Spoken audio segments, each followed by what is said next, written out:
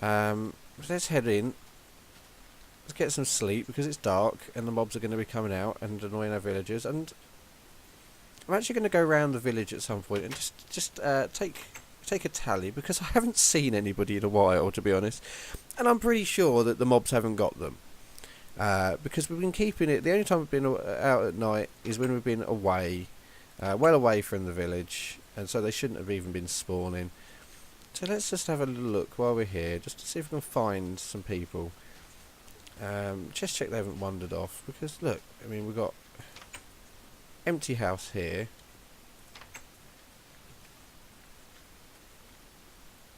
Oh, this one's missing its door, so something happened there.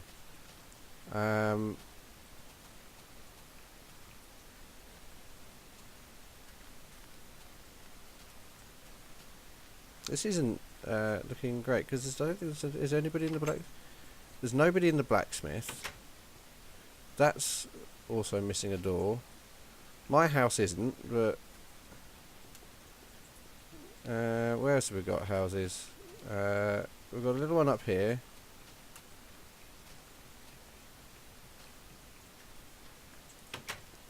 With nobody in it. And the farmhouse, which I'm guessing there's nobody in, which means that there are no villagers anymore. Well, this isn't great. This is not great at all, because I don't know where all my villagers have gone. I'm going to have to get more villagers. There's nobody. The village has suddenly become deserted, and now I know for sure that there is the mobs haven't got them. I mean, there's still doors on some of the houses, so it means people could hide in there. Of course, this little one here, with nobody in it again. So there's nobody. The mobs haven't got them. They vanished. They have literally vanished. They've all packed up and moved out. I mean, well, maybe they disagreed with what I was doing, but where is everybody? So I'm going to have to get some more villagers, and this could be a problem. This is a problem which I think I may have to do a few little dodgy practices on here, because there isn't any more villages around. I have at one point gone on during my explores. I've gone off and looked in a few different directions, and there are no more villages. There's no more villages to be had around here. I'm going to have to get us some more villagers from somewhere. I'm either going to have to go and try and find a village from a mile off and bring them back, which that's a very difficult thing to do. Or I'm just going to have to get myself some spawn eggs and start with just a couple of villagers and build back up. And I might do that because the game is cheating me. I'm not cheating the game, you know. I've been very conscientious about this. You know, the minute it starts turning dark, I've gone back home, and I've slept, so the villagers will be safe. And as you can see, there are still houses with doors on them, where the villagers could go to be safe with them from the mobs. So obviously they've not gone in there, and they've not been safe from the mobs, which means that there was just nobody there to do so. The mobs haven't been breaking down the doors. Because there hasn't been any mobs, I haven't allowed any to spawn, really. So this is a problem that I'm going to have to ponder, I think. I'm actually a little bit annoyed, because the whole point of this series, the whole point of these villages and having villages is that, you know, they're supposed to be persistent. They're not supposed to just suddenly vanish one day for absolutely no reason. I mean, it's only been a few days since I played this last and did the last episode, so it's not like, you know, any major changes have happened to the game. But we won't worry about that too now. For the moment, it means we don't have anybody to worry about. I mean, I can get on and build up this village, and I can decide at some point exactly how far I'm willing to go to get these villagers back, if I'm willing to cheat, or whether I'm just going to have to go and find some more somewhere. But, I mean, this is kind of ridiculous. Maybe they objected to the new church? I mean, I don't know. It's very hard to communicate with them. So anyway, let's carry on. I'm going to carry on. That's what I'm going to do. I'm not going to stop here just because my villagers have all vanished. I would like to know where they went. Whether I might find them wandering around out here somewhere, but that's unlikely. They don't tend to stray too far from the village. But we might just call it a plague. Say there was a plague, it wiped everybody out, and start fresh. With bring in 2 villagers, and as long as I make sure there's enough houses, then 2 villagers will breed. And we can actually see the families growing, and maybe we can get a little bit more involved, because, well, so far I've been getting quite involved with the buildings. Right, let me have a have I got any? No, that's right, I'll use planks. Yeah, well, I've been getting quite involved with the buildings. I haven't really gotten involved with the people living here, and I do need to do that. I'd like to, sort of pay attention to who they are, try and work out families and things. That'd be great. So we could turn this into an opportunity. We could turn this absolute disaster into an opportunity to make the community even better, to make a real village with real people that we know, and we can get to like. We can give them some names. We can give them maybe some backstories. We'll try and and force them to live in the houses that I build, rather than just randomly running into any old building. And so then we can actually have a blacksmith, a baker, a priest, and a librarian, and all the others. Because there's so many different things you can add in a village. There's so many different professions that people can have. And we want the variety. Oops. That was kind of stupid. Yeah, we want the variety, but so that's, for now, I'm just going to have to make do. So as I said, it lets us get on with a lot more work a lot quicker, because now I can chop down any of these houses and change them, do whatever, with absolutely no worry about where people are going to go, about maybe making them homeless, because they've already gone. Because I'm almost certain I'm going to take down all of these horrible little square shacks. I mean, this is going to go. It's a right eyesore. That's going to go. That one's going to go as well. These houses are going to get. I'm not going to destroy them. I'm actually going to give them a makeover.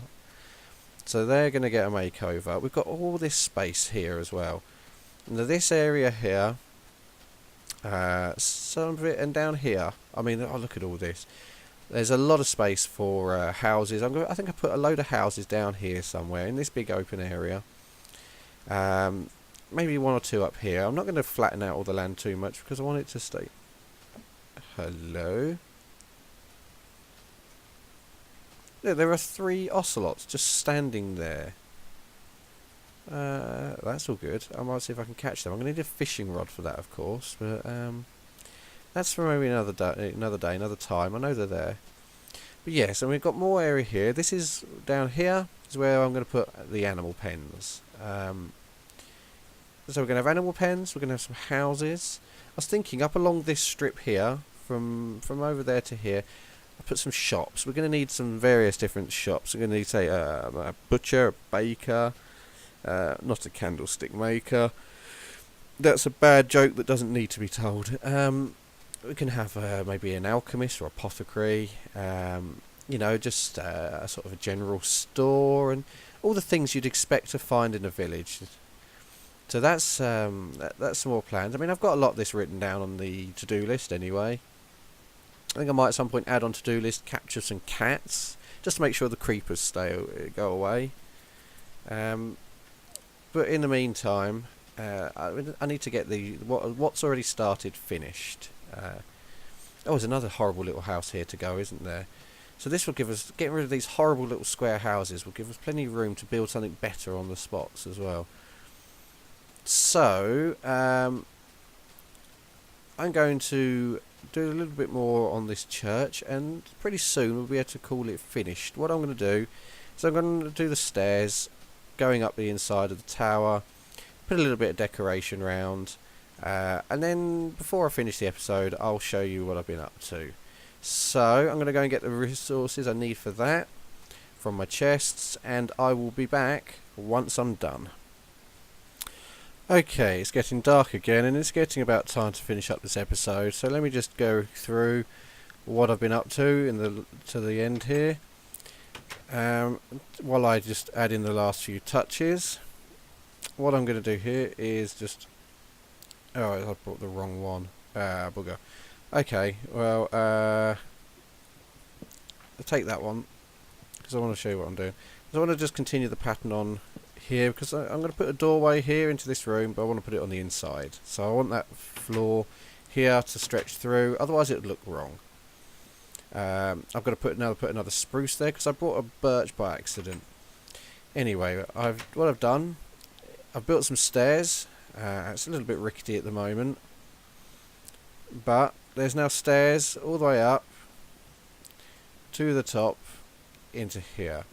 Oh, it's dark already, but I've decided I am going to put a bell. I thought would be a good idea to put in here. Let's just put some torches. Yes, it'd be nice to have a bell. I mean, this is a bell tower, so we really could do with the bell. I'm not going to make the bell right now because I don't actually have the resources. Now, I thought, why not use up that gold I've got? Make a gold bell. I mean, I could do iron, but make a gold bell. That would be brilliant. But for that, I'm going to need gold blocks, and I don't have enough gold to make that many gold blocks. I'm going to need probably 20, maybe 20, 30 gold blocks, and I just don't have that much yet. But that's something, we can work towards. All the gold we now find can go towards making the bell, and that will be, the crowning piece. We'll be able to see that from miles away. Great gold bell hanging in the bell tower. But anyway, yes, I've done the stairs up here anyway. As you can see, I did them switchback with flat landings here. Now, and I've put the upside down stairs as usual underneath, so they don't look so odd. Now, doing these ones up against the wall was pretty easy, but doing these ones away from the wall, that's not so easy. But the trick to do it is you put down the normal stair like that, and then you walk and you crouch and you put one behind. I think I've actually dropped off all my stairs. Yeah, I haven't got any more on me, so I can't really demonstrate.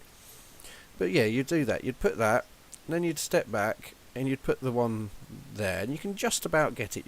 And then you'd put the next one, and you can just about get the next one. So you can build up a staircase like that in the air, and it looks right. And I mean, this could probably do with a banister or something, just to make it a bit safer, but that's not a problem for now. I haven't finished the office because I don't have any bookcases at the moment. We need to do those. Still need to make bookcases. And every sort of preach office needs some bookcases, and he's going to have a desk, but I wanted to give him like a rug or something in here, for which we need some wool, and I still haven't gone back for the sheep, so that'll be something for another time as well. On the outside, now I have to say I'm still not entirely happy with this, but it's an improvement. It breaks up. You see, I've put these around the outside here. Now I'm thinking I might just drop them in between the windows as well, but I'm not sure, because I did try some around the windows and it was too cluttered. It was too much. But that at least gives it a bit more detail around the front. I put the buttresses I said I was going to around here. This is actually a lot better. This I'm not disappointed with this. It just gives it a bit more bulk to the base, so the top doesn't look so fat. And it just breaks up the flat surface as well. That's actually come out okay. So there's still some details to do, like there is with the farmhouse. A few details to do before it's finished off, but overall this is now mostly done. I put rafters up there, like I said I was. You see, I cut the steps from the inside to put them, so it looks like the log rafters are actually going right through, and the roof is sitting on them. So we've got a proper timber frame now for the roof, and that looks a whole lot better. I put a torch on the middle of each cross piece. I don't know if I can actually... Yeah, you can just see. On the middle of each cross, I put a torch just to stop mobs spawning up there. We don't want things dropping down on the parishioners. Also it sort of brightens it up, and it picks out the woodwork up there. Otherwise, you might just not notice it at all. Um, so yeah, other than a few little details, which I'll decide at a later date, and I still have to get the resources for, I think the church is just about done, and it's come out quite well. It's obviously none of the buildings in this village I'm making huge. I'm not using World Edit and making huge construction things. That's something I do for myself, and that's something that I might show in some other videos at some point. The work I do for on my server or for my personal projects, which it goes well beyond the scale that we've done here. I mean, the city I have at the moment, it has a park, and this entire village would fit into one quadrant of the park. That's the type of scale it is, but that's not what this is about. We're trying to create a nice little atmosphere here, a nice little village where people would actually want to live, and something that everybody can do. So I've been, looking at the views out the windows and things, and this is going well. So yeah, I'm happy with this church overall.